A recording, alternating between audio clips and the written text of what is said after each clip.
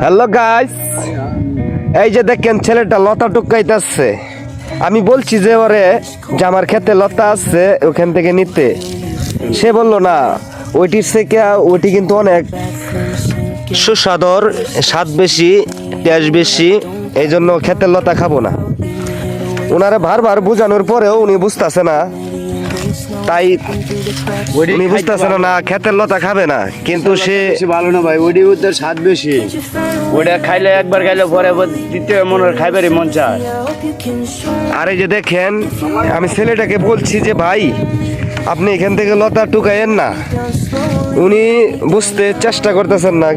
কি বলবো, যে হাফে গুফের দিন হাফ আছে, আবার রাসেল ভাই বারাদার ওরা অনেক আছে, তারপরে ওদেরকে বোঝাইতে পারলাম না।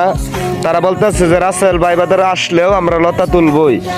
তাইলে দেখেন, এই যে লতা গাছ থেকে লতা তুলতেছে, এই লতাটা দেখেন অনেক সুস্বাদর। ওইটা আপনি কোনো সময় পাবেন না ঢাকা শহরে, কিন্তু এটা আমাদের গ্রামে পাবেন।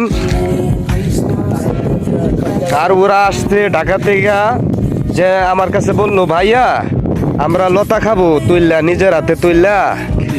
হ্যাঁ, এই যে আমাদের বাগান আছে ঘাস বন, এইগুলা থেকে লতি তুলতেছে। এই যে উনিও লতি তুলতেছে। ওনারে বললাম যে আপনি এটাতে কি করবেন, ওটা ইসা মাছ দিয়ে বলে খাবে ভাই। ইসা মাছ দিয়া 1200 টাকা কেজি মাছ আনছে ভাই, ইসা মাছ দিয়া এই যে লতগুলা তুলতেছে। তারা নিজেরা পাক করে খাবে। এটা কিন্তু ঢাকা শহরে পাবেন না ভাইয়া, বুঝছেন? যদি আপনাদের ভাই ভিডিওটা ভালো লাগে তা আমাদের ভিডিও শেয়ার করে দিবেন, আরো ভাই বন্ধুরা দেখবার লাগে।